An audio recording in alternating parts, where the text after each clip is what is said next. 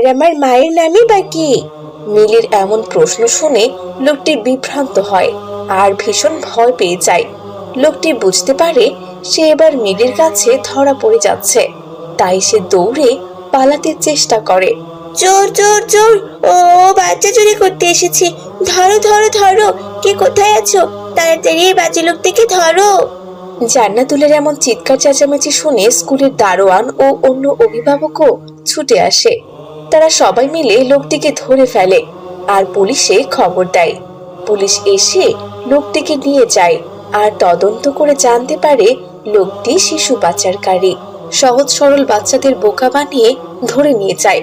এরপর পুলিশ বাচ্চাদের ধন্যবাদ দেয়। বাচ্চারা, তোমরা অনেক সাহসিকতার পরিচয় দিয়েছো।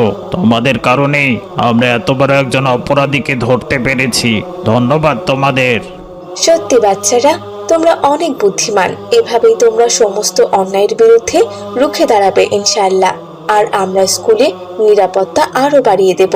আর বাচ্চারা শোনো, তোমরা কখনো অপরিচিত কারো কথা বিশ্বাস করবে না, ঠিক মিলির মতো, ঠিক আছে?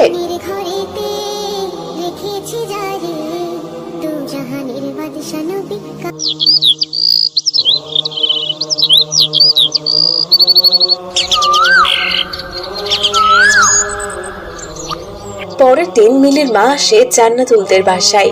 আল্লাহ তোমাদের এক বাজে লোকের হাত থেকে হেফাজত করেছেন জান্নাতুল মা। তোমরা না থাকলে কি অবস্থা হতো আমার মেয়ের। আল্লাহ দরবারে লাখ লাখ শুকরিয়া।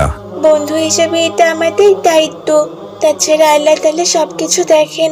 আর কোরআনে আছে যে একজন মানুষের প্রাণ বাঁচালো সে যেন সমস্ত মানব জাতির প্রাণ বাঁচালো। তাই আমাদের সবসময় অন্যের প্রাণ বাঁচানো উচিত, যদি সে কোনো অপরাধী না হয়।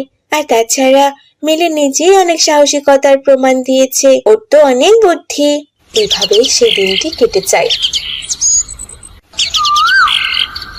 পরের দিন সবাই স্কুলে আসে। হেড স্যার ও আসমা ম্যাডাম সকল ছাত্রছাত্রীকে নিয়ে সচেতনতামূলক আলোচনা করেন।